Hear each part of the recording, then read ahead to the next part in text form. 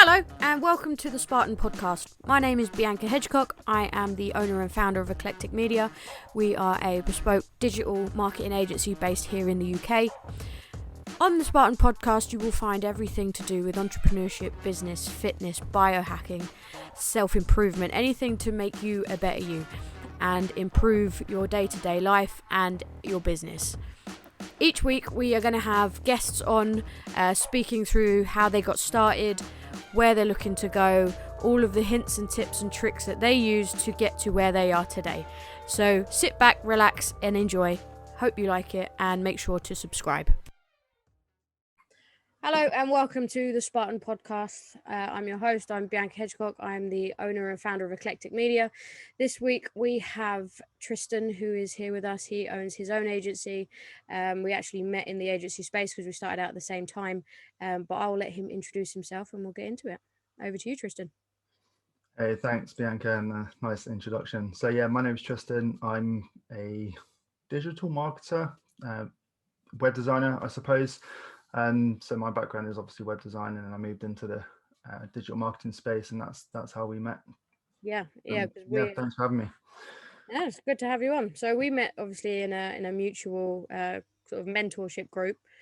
But before we get into that, like, take us back to like before you got into the agency space, because obviously your background is web design, and then obviously you moved into graphic design as well. So have you always had like an interest in design, obviously because you went to uni for it? So design wise, do you know what? I'm not actually sure whether I had that as something that I was interested in for a long time. So if I go way back, like as a child, I used to enjoy drawing. Like that's probably as creative as it got. It wasn't until I went to university, I actually went to study web applications development.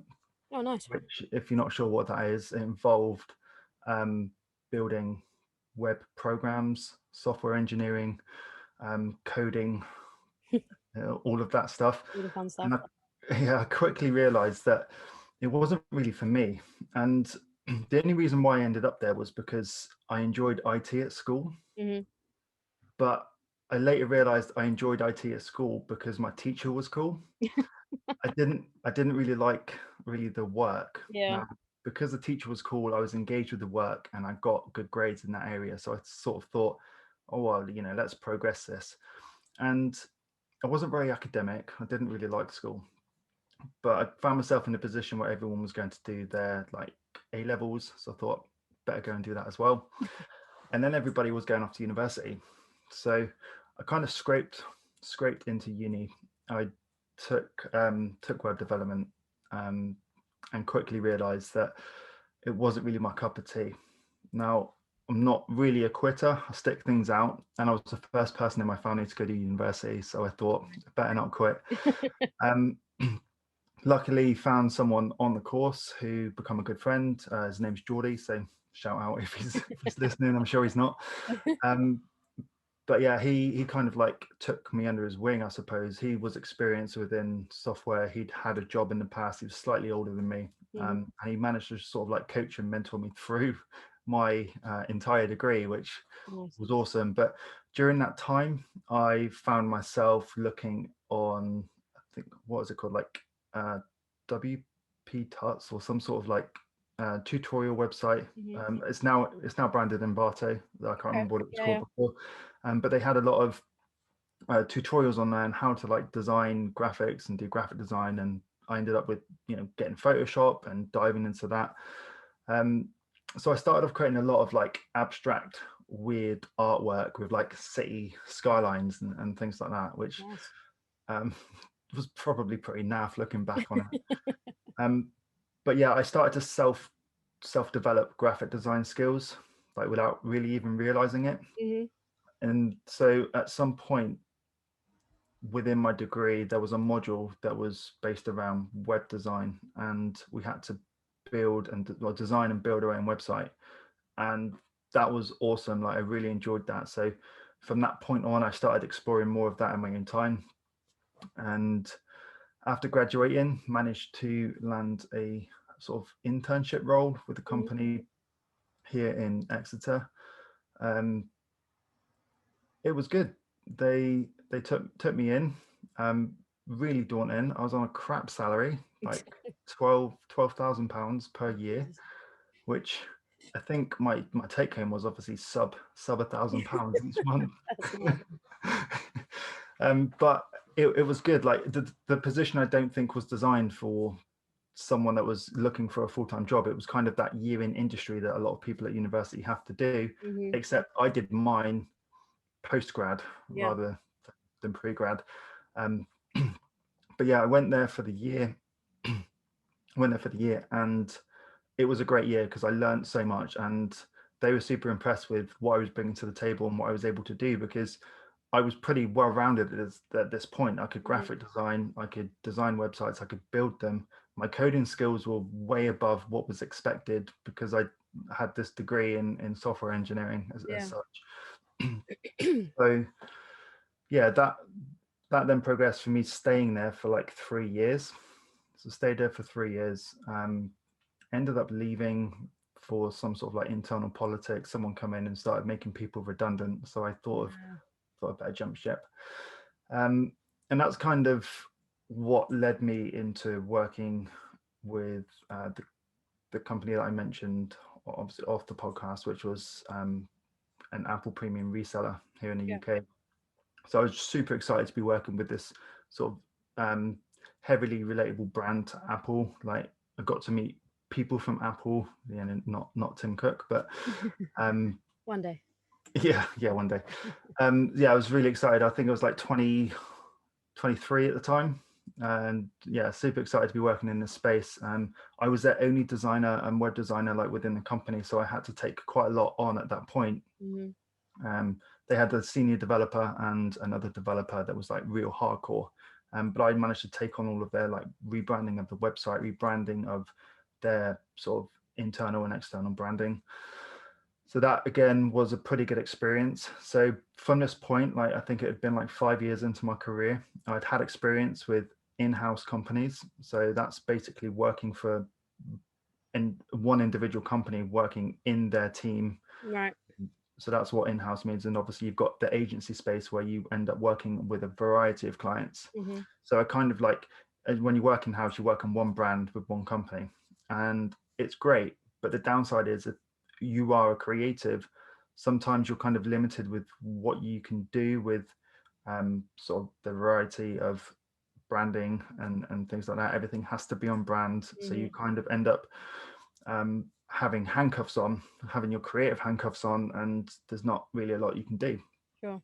And so I then got headhunted by a previous boss that had started up their own agency, and they gave me a call and said, look, we'd love you to come along. So I was like, yes, please.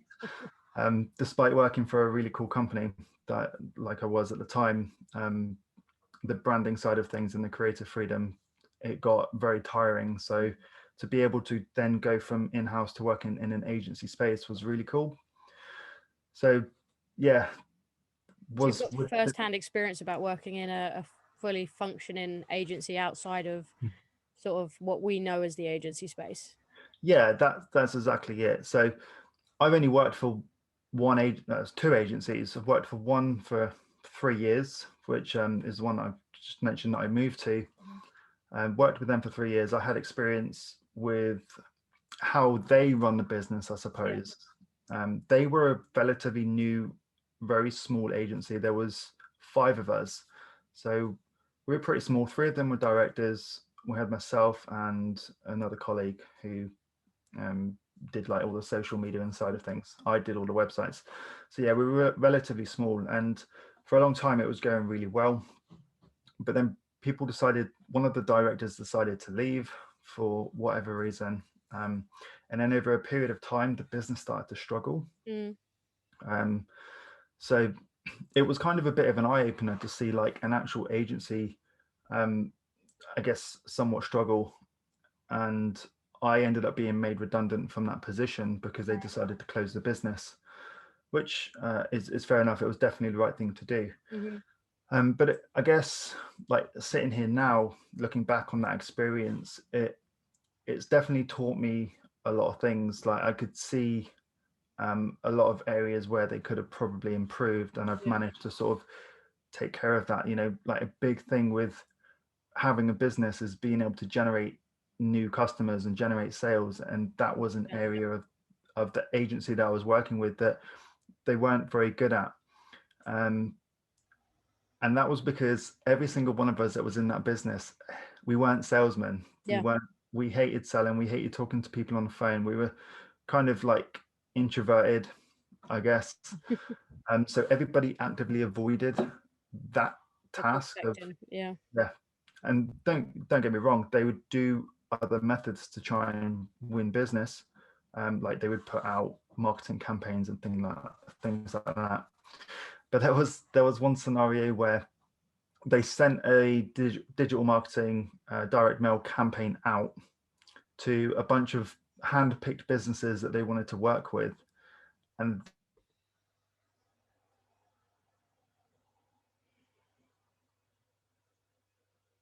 basically see whether they'd want to work together. Now, I'd never had any calling sales experience whatsoever, and I was kind of just like, are you for real? Like, are you sure you want to trust me with calling this business on behalf of your business? But yeah, I remember sitting in that room. There was just me in the room, and I called this business, and I was so terrified. I was trembling, and the sort of nervousness was coming through in my voice, and it was just it was an absolute disaster. But the bottom line is, it kind of showed me that first and foremost, you need to be able to generate new business in your business for it to be successful. And they didn't have a working sort of strategy to do that, and that's kind of why it failed. So it definitely put me in a good position when creating my own agency, because I could see what they had done wrong. I mean we know now prospecting is the most important task when running your own agency. And actually, bearing in mind what it is we do, all of the businesses that we deal with, they have to prospect or at least advertise to sell their product, and if they don't, then the business dies. And I think that's the core fundamental of any business, is generating new business. You're spot on, and there's so many different ways to generate new business. Like you don't have to cold call. I'm not a cold caller. I've never had a sales job. I hate the thought of calling a business cold and having to introduce myself and coming across as that pesty salesman.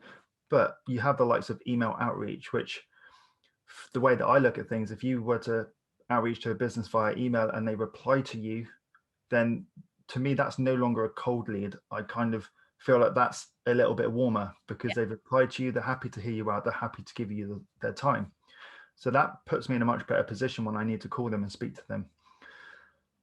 Plus you've got other methods. You've got social media. You can just DM people. Albeit a lot of the messages get ignored or you end up with no's, but there's, for me, that level of comfort knowing that that's not direct on the phone. What I'm obviously saying is there's so many methods that you can use to utilize to get more business, be it organic or be it paid. Definitely. I mean, there are, job sites now. There are recruitment sites. There are freelancer sites. Fiverr is probably one of the massive ones that most people will be, familiar with. But it just gives you that. It gives you that barrier between like an actual person, like being either disgruntled because you've disrupted their day, or something like that. I think cold calling is probably the hardest part of any salesperson's job. You really have to be an extrovert to be comfortable doing that. I mean, I used to work sales jobs as a 18-year-old, selling telephone lines back when you could do that, which was really weird. But you'd call up your local news agents and be like, we've got this great package. Do you want to switch over? And I hated it. I absolutely hated it. But now I'm a business owner. I know how important that is, how that new lifeblood into a business is the only thing that keeps it afloat. Like once you've obviously, you've got a team and you've got a team who do service delivery and stuff. That's the second step. The first step is getting a client to service. And I think a lot of businesses forget that. And I mean, even like through COVID, I know a lot of people that we spoke to, a lot of people said, oh, we've pulled back because of COVID, you know, we don't know where our money's coming from. But realistically, that's the most important time to be advertising, because they need that money. They need that revenue to keep the business afloat, rather than, you know, restricting. They need to be expanding to start getting extra new people through the door. And I, even when I get on discovery calls now, having that conversation with some people is like, I understand why you're restricting, but you really need to be expanding, you know. And I think some people get into business for the passion of it. You know, it's a passion project, and the business comes as secondary, and they forget that that is the case, that they need to be getting new customers. Yeah, no, I think you're definitely spot on there. Definitely spot on. So you've had the experience of a normal agency, and then obviously a boutique agency is how we run our businesses. What were the fundamental differences, obviously, apart from like the prospecting side? Was there anything that you noticed that you brought into your agency, or have you taken a completely separate route now? Um, yeah, I think I have taken like I'd say a completely separate route with the way that like the internal systems and the operation of the business works. I've tried to keep everything like incredibly lean. With regards to like service offering, I offer pretty much similar. Mm-hmm. So, once I left that company, I I went freelance, which meant that I would try and reach out to companies and just try and either sell them a one-off project of a website, hence, since I was a web designer, or I would try and find companies where I could sort of like secure an ongoing contract. So yeah, I was very naive because I was made redundant, and I kind of thought, well, so many people have their own business, Mm-hmm. can't be that difficult. Yeah, we've all been there. Yeah, so I mean, I left in a pretty good position because this company, the agency that I was working for, shut down. I was able to take some of the clients with me, so I hit the ground running like Mm-hmm. initially, but there was a lot of these customers that weren't really, they weren't, I wouldn't consider them active customers. Mm-hmm. Now the thing is with web design is it's great for getting that large fixed fee within your business. So you could charge like one, two, three, £4,000 for a website. But once that's done, it's done. Yeah, And then they don't need a website again for like another 3 years. Um, the so constant churn of clients then. yeah, so that was really frustrating because I ended up with all of these customers that the agency had served. Um, and I didn't feel like I could do anything with them. They would come Mhm. to me whenever they had a problem, but Yeah. I didn't feel like I was in a position to sell them any other services because all I really knew at the time was web design. Mm-hmm. So I then had to try and actively reach out to other businesses, but I can't really remember how I was going about doing this. I think I would just pop an email um, every now and then to somebody. There was no real strategy or structure with what I was doing. I certainly wouldn't call anyone. Um, and I did have a couple of website businesses come up by word of mouth, Mm-hmm. so that kind of kept me afloat for a few months. But oh my god, it was still very hard, very very hard. So like I say, I was very naive jumping into that and thinking, Yeah. I'll be fine, because I didn't know what the heck I was doing. Like it, Figure it out as along the way. yeah, exactly that. So the company that originally employed me, so they were the Apple reseller. They took me on a contractor agreement. So I was working with them X amount of days a week Mm-hmm. on a freelance basis, and I was charging by the hour. So Nice. that that was amazing because that really secured like revenue within my business. Mm-hmm. Plus, it gave me a lot of flexibility to then, when a website from another client popped up, that was just extra revenue. Sure. So I was very fortunate. I wasn't in a position where I was needing to really go out and actively find work. Mm-hmm. So that was maybe a year in, so a year into my business of being freelance, I still didn't know how to sell. You've done well to make it a year in and not have to make a single sale, really. Yeah, I mean, I say I didn't have to sell. Like, obviously, when a customer comes to you, there's an element of having to sell yourself and your service to them, but I wasn't really actively going out and trying to sell. So yeah, a year into freelance and everything was going great. And so from this point, I had a friend who was in a similar space, albeit he was in the digital marketing space, and he was offering search engine optimization and Google paid advertisement to his client base. Nice. And we collabed on quite a few projects. Like, I would have people need SEO and things like that, and I would send them over to him because I didn't know how to do it. So we ended up sort of agreeing at some point that it would probably be a good idea to bring our businesses together. Right. And so I was freelance. He had labeled himself as an agency, and we thought, yeah, let's bring it together. Let's bring all of our clients together. We'll have, both of our revenues. It'll be like really good position. And I went into the company as a director under the brand that he had produced. Cool. So that was called Digital Bloom. So I was trading as Digital Bloom for quite a little while. Probably, I say quite a little while, 9 months, I think it lasted. Nice. So the idea of working with your friend was awesome until you started working with your friend. Right. So yeah, the idea of working with your friend was awesome. Then the cracks started to show, which essentially meant that I wasn't really happy with the position I was in. I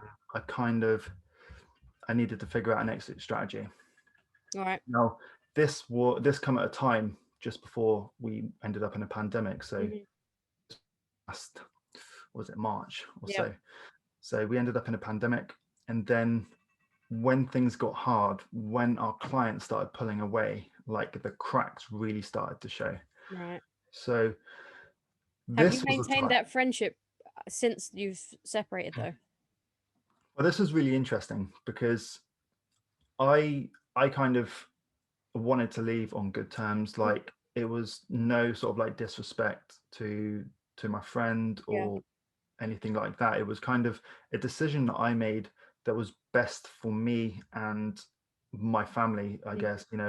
Ultimately, like, I have a family, and I need to make sure that everything is running swimmingly, especially when it comes to like finances and things like that. So yeah, our friendship at the time I thought was okay, but within the last year we've probably spoken 3 times. Oh no. So I don't know. I think he took it badly, which kind of sucks because I tried my best to not make it personal, because it absolutely wasn't. And off the back of that, I think he took it personally, and it kind of did ruin our friendship. Now, that's not to say that people who are friends shouldn't get into business together. I'd always say if there's an opportunity there and it feels like a good fit at the time, definitely give it a go, because until you do it, you'll never know. But for me, it wasn't right. It didn't feel right. There was that gut feeling when you just know something isn't right. And I was obviously bringing this home to my family. I was venting to my partner, Kat, and it got to the point where we kind of had a discussion, and it made sense for me to like part ways with the agency. I left all of the clients that we'd built there. I was lucky enough to keep some that had been working with me for a long time. They wanted to come with me, which it is fair, because at the end of the day, when a business works with someone, it's not often they work with a company. They work with the person, like, within that company. The people buy from people, not often from businesses. Yeah, definitely.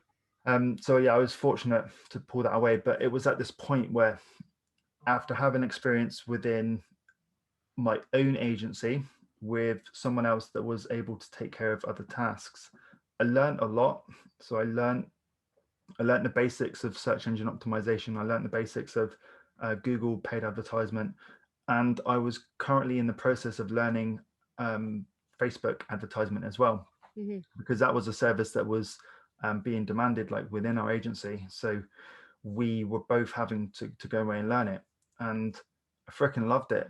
So that's kind of what then led me into like going on to the likes of YouTube and learning more about how to go about setting up Facebook ads. And that's when I discovered Jordan Platten. Ah, yes, Jordan. Yeah, so I discovered one of his YouTube videos, and then I think he had a link in his description or something. It was like offering a free book, and it was the book, The 15-Minute Agency. I don't know if you've read it. I haven't, no. You haven't, but I got this book and I was reading it, and I was just like, bloody hell, like this sounds easy. And like fair play to Jordan, like he's obviously he's an incredible salesman, and the way he's written his book, it was super engaging, and I was just like, yeah, he's giving me all the tools I need here to like start my own social media company.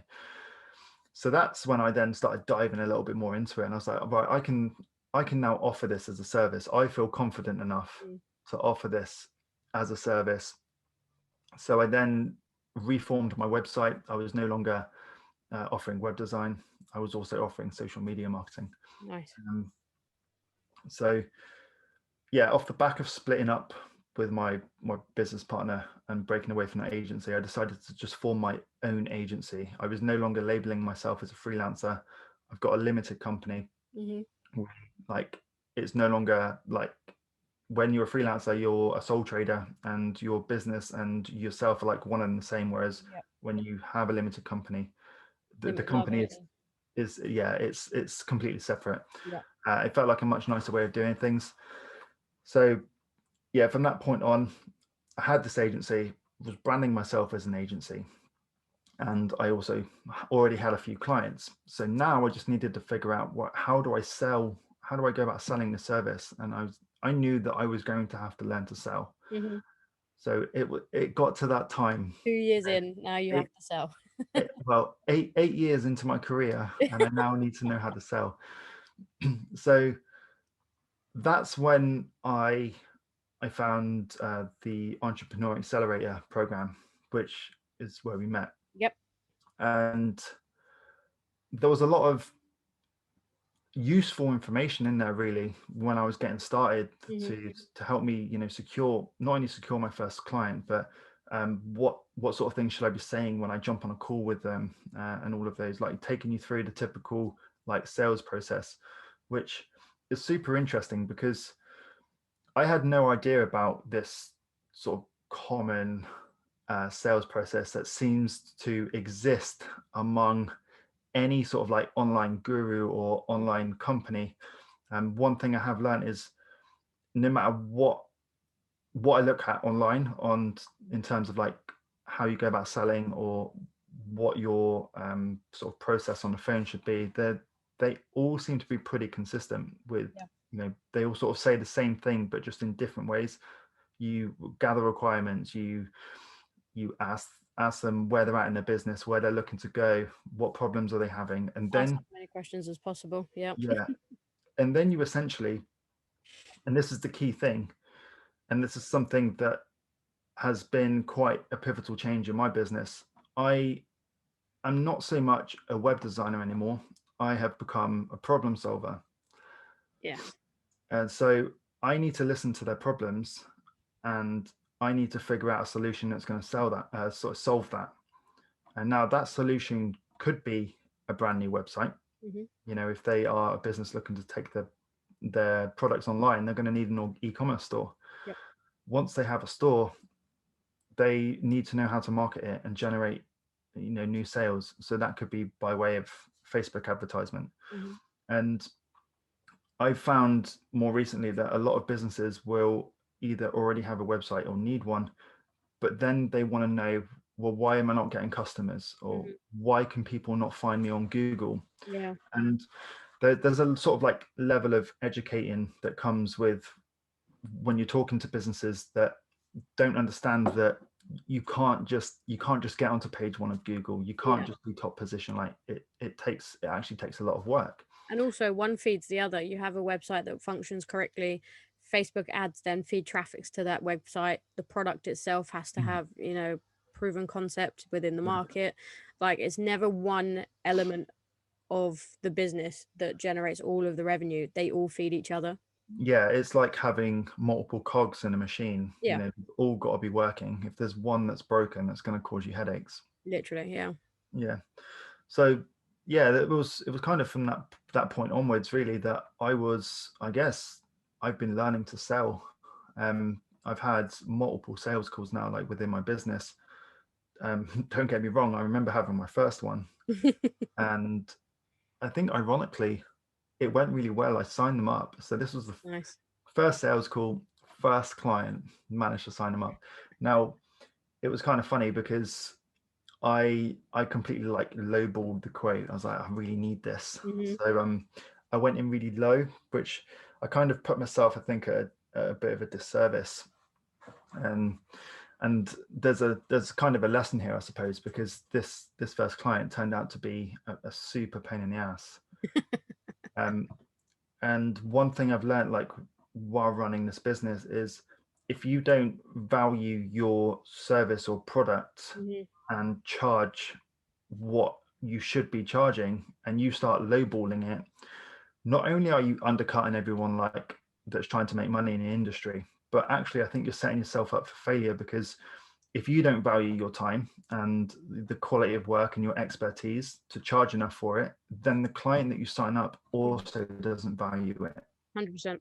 And that means that they end up being too involved. They want to know what's going on every day or every other day. They want regular check-ins. They contact, emails, phone calls. Yeah, they try to micromanage you and things like that, which actually becomes incredibly difficult when you're trying to do your job. You know, definitely. A lot of clients don't realize that they're not your only client, and you do have other people that you need to serve, and you do have a team, and you do have like meetings and other calls and things like that. 100%.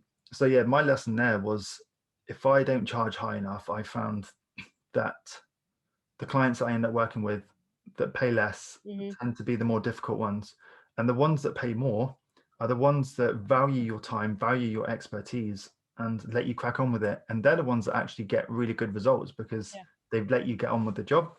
They trust you to do the job that they've hired you to do, and that's how it should be. You know, if they're paying you 10K for whatever it is, they're like, well, I'm paying them this much because they know what they're doing, and I don't have to worry about it. Therefore, I can go and do what it is I do best. Just like I said to you before, most people start, you know, businesses out of passion projects, and they evolve into businesses. No one ever goes into it and goes, right, I want to be really good at marketing, or, you know, I wouldn't be really good at social media. It's just an aspect that comes along with it. So yeah, I've had the same thing happen. You know, you've got people that pay you £500 for the month, but then they literally want to check in with you every day and are asking a million questions that's trying to undermine the service that you're providing. And you do yourself a disservice, because eventually you're tied up dealing with these clients that you cannot then service your other clients to the best of your ability or gain new clients. Yeah, absolutely. You're spot on. So yeah, there's definitely a lesson in that. But here's the kicker. I didn't learn really at that point. So you do it again. Yeah, it was kind of, I managed to secure that client, and they were still to today the most difficult client that I've ever worked with. And we had a original 3-month agreement, and I just let them go, and I took the loss, and I just said, like, go, because they were causing me so much anxiety. Yeah, it was not even worth the £400 a month that they were paying. yeah. I mean, I've had this discussion with people before for the same thing. You know, everyone expects you to just take a client because it's a paying client, but in actuality, the stress that comes along with difficult clients is it's worth turning them away and saying, no, like I can't do this right now. So yeah, I mean, it's just worth just saying, I can't take you on right now. You know, we're not a good working fit. And actually that helps balance the business out? Yeah, absolutely. So where are you at now with like your agency? So obviously you learned to sell with Facebook ads and you went down this sort of the more boutique agency route. Are you a full service agency now, or are you just a sole Facebook ads agency? Or are you web design, because we're all running different agencies. Yeah, for sure. So I do consider myself full service. I had tried to be pretty niche with the type of services that I was offering, sticking solely to web design and social media marketing. But I found that quite a lot of businesses were actually asking for the likes of Google advertisement and search engine optimization. And it kind of felt like a no-brainer as to not turn them away and think about how I can bring this into the business. So I was in a position where I wasn't doing the social media marketing myself. I was using contractors. I was doing the websites myself because that was my background. There was no reason why I couldn't then find another, expert to help me within my business could offer search engine optimization. And now I'm offering full service, and I have a fantastic team that can help me deliver those.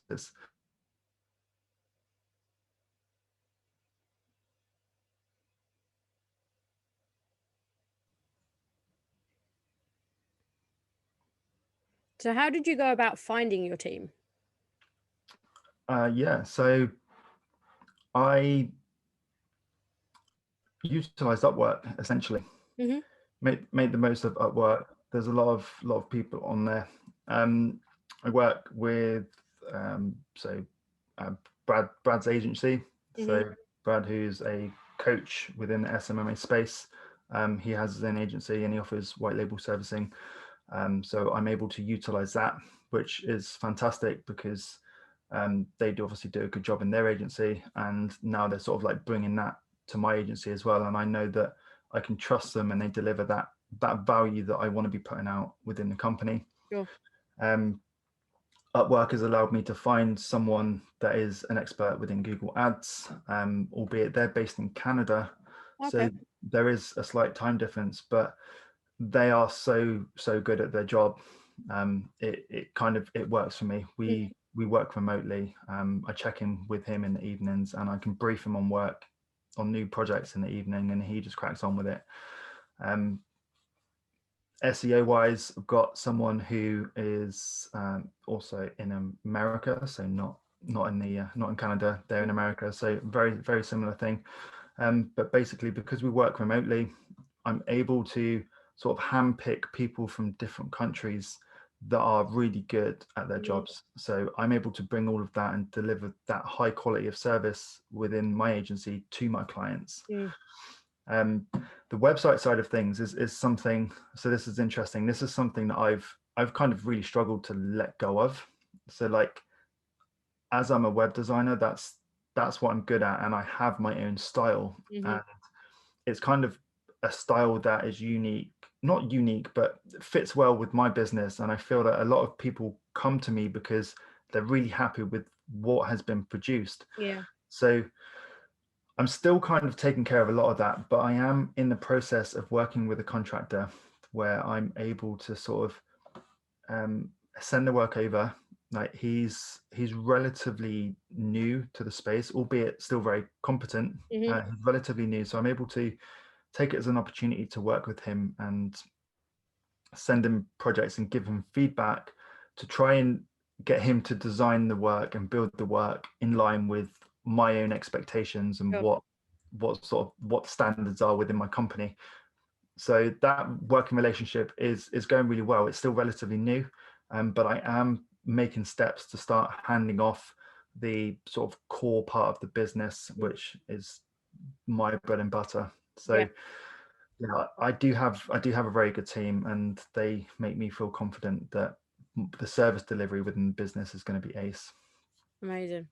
So are you like, I know you said you use contractors and stuff. Are you at a point where you're starting to look at making them in-house, building an in-house team? Um, yes, yes and no. Employing people does scare me, Mm-hmm. especially in this current climate when you never really know what's going to happen. For Yeah. example, going into the national lockdowns has such a knock-on effect to businesses. When we went into the recent lockdown that we're currently still in, a handful of clients pull away, which means you don't have that revenue in your business anymore, Mm. albeit they might come back. But it's still a very uncertain time. Now, I would love to employ, I would love to build a team and have that sort of company culture where everyone is relatively tight knit. But what I'm doing at the moment works. It Yeah. works really well. It allows me to contract people that are really good in their space. Never really had the conversation with those contractors to see whether they would even be open-minded to like a full-time position. So when that comes about, maybe that's a conversation we'd have with them. But yeah, the goal is to ultimately hire at some point, Mm-hmm. because it would be nice to have full-time staff that can work on the business full-time, work on the servicing the clients full-time, work on helping you grow the business, rather than utilizing contractors that are only going to work on the project that you set them, Sure. nothing else. Yeah. So it does make sense to employ people. I'm not at that space yet, but hopefully in the next 3-6 months, I would feel confident enough that we're in a good position to hire people. It might be before, who knows. Nice. But yeah, I'm not opposed to hiring. But the great thing with the digital marketing and SMM space is that there's not a lot of overheads that Mm-hmm. you need to consider when starting a business. Yeah. You need to invest time with learning the skills. A lot of people already have pretty good marketing skills. They have pretty good sales skills, and they kind of hit the ground running. All you need is a computer. Yeah. And then yeah, essentially you win work, and then you find a contractor that is able to help you service deliver. Mm-hmm. So it's a very, very, very good business model. Yeah, definitely. I think especially in this current climate as well, having those low overheads allows people to create a financial freedom that we may not necessarily have had, 4 or 5 years ago. Um, and with, COVID shutting down all kinds of businesses, it's probably a great time for people to start exploring other options and learning other skills and utilizing other people who have the skills. It's no, like you said, we're creating jobs in terms of, albeit, freelancer jobs. It's still creating work for people and delivering a fantastic service in the process. Yeah. So I've got a funny story with hiring like contractors. And I think I might have shared this with you before, but I got instant message on LinkedIn from a lad who was actually from India. Hmm. And I kind of I used to have a pretty like bad perception of people that were from India, because I've worked with them on a software development level before, and they've not delivered a very good service. And I just that just stuck with me. So the thought of like working with people in India was like a no-go for me.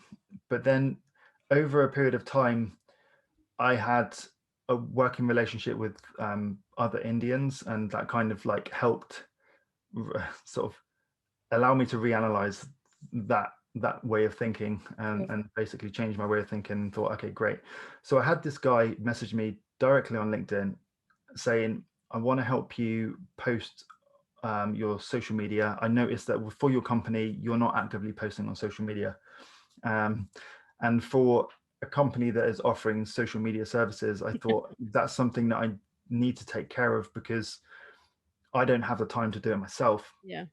But this guy has approached me, let's hear him out. Now, he had no experience and he was relatively young, but he was like, look, give me a chance. I'll do it for free. If you like it in a week's time, then I will essentially, I will pay him. And I was like, okay, great. So I gave him a week trial, and I was pretty happy with the work he was putting together. So I was like, yeah, great. I'll take you on. I'll pay you, and you can continue doing that. So he was pretty well priced. Like obviously he was new, but I was able to justify what he was offering. What changed was he got like 2 months into the agreement, and he was like, "I'm up in my prices," and I was like, "Oh, okay." First off, I asked why. Yeah. Because from my experience in business, if I had clients that were paying a fixed fee each month, I wouldn't just go to them and say, "I'm up on my prices, you're paying more." Yeah. I'd stick with that retainer that was in place and just charge more for the new customers. Yes. Yeah. So he said he was up in his pricing, and I was like, okay, kind of a little bit confused, but I was like, what's the new pricing? Like, I'm happy with what you're doing. Ideally, I'd like to keep you. And he upped his prices by like 200%. Wow. And I was like, oh, yeah. I was like, I'm really sorry, man, but I'm not going to pay that. Yeah. We had an agreement. I'm happy to pay this much.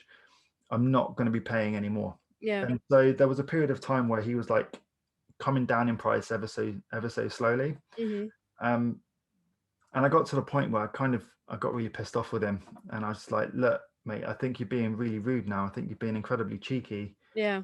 You've handled this very poorly. I'm happy to just sever ties and not work together anymore. So he got upset, I suppose, and he got very nasty. Like, he then started throwing verbal insults to me, which was massively unprofessional. Yeah. So from this point, I didn't want to work with him anyway.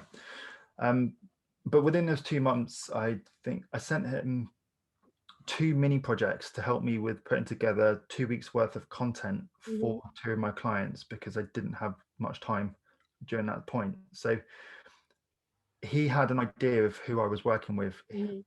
And so he then went and approached my clients directly, which was massively unprofessional, and it didn't look good for me. So this guy, who was young, from India, reaching out to my clients via email, telling them how much he was being paid by me, which That's crazy. is crazy. So I just had my clients contact me like, I've had this guy contact me via email, telling me X, Y, and Z, and he's like, who is he?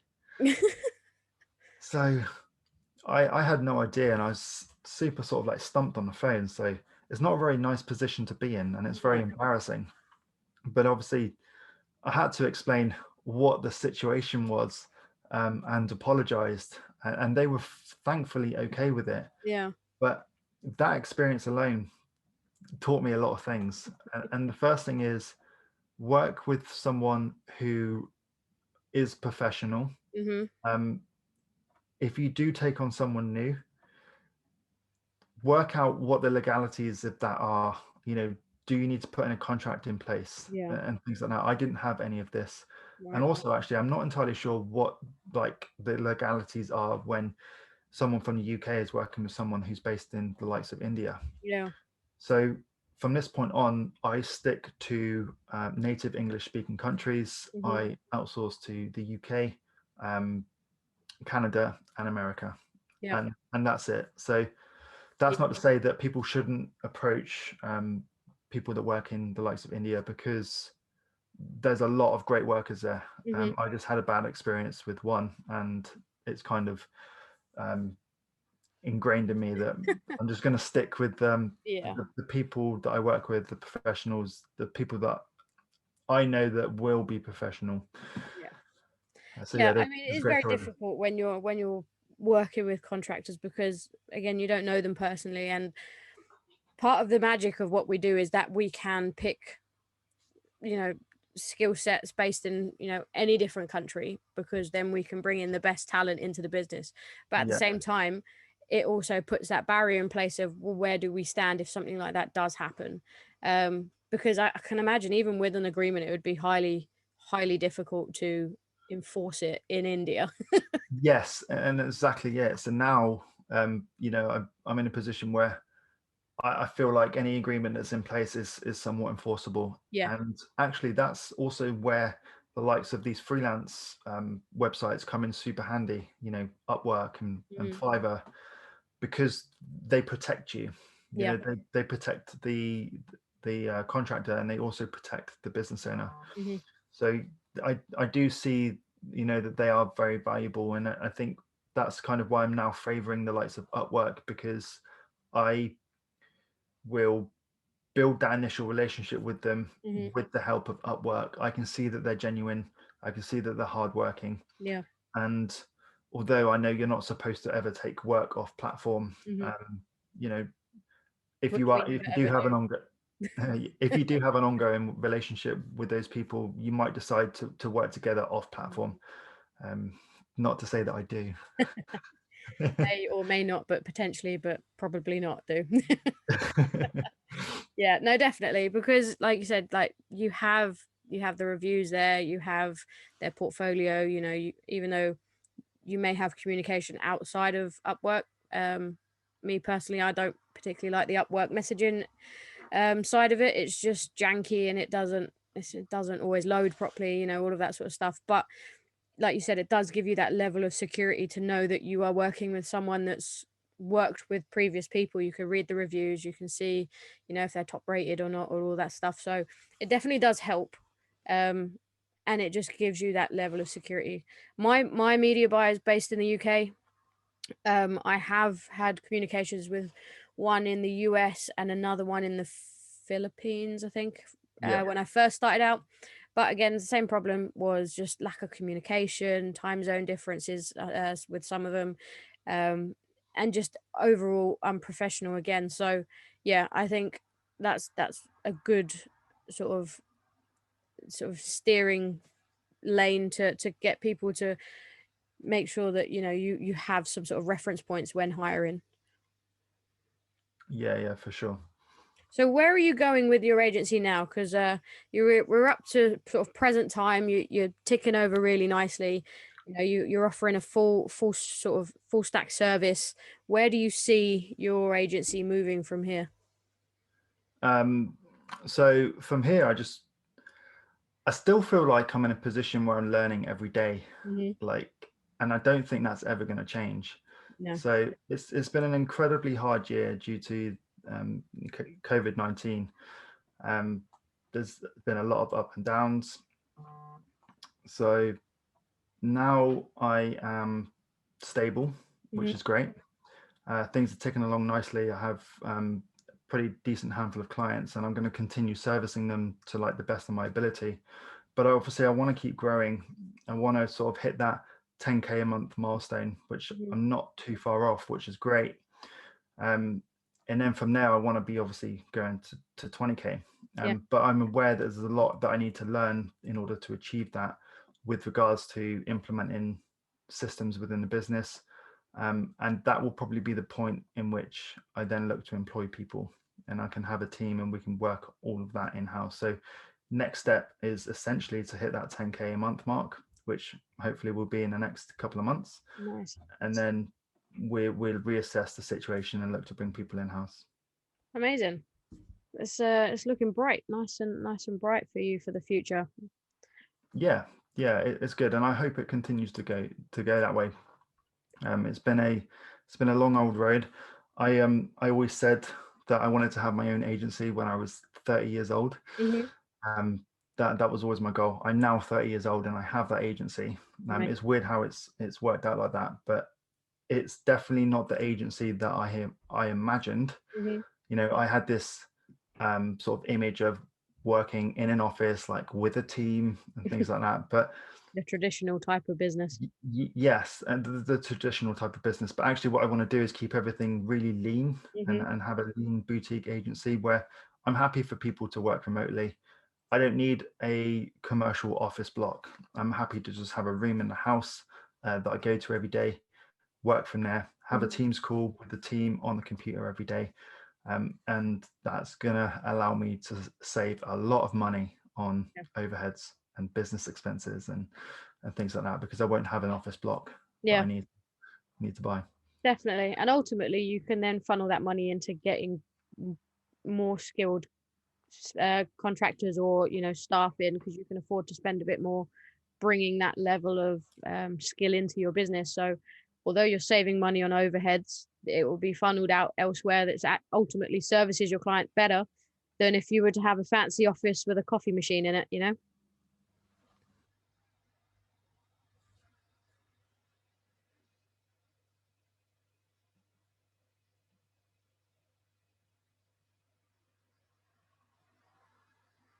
Cool.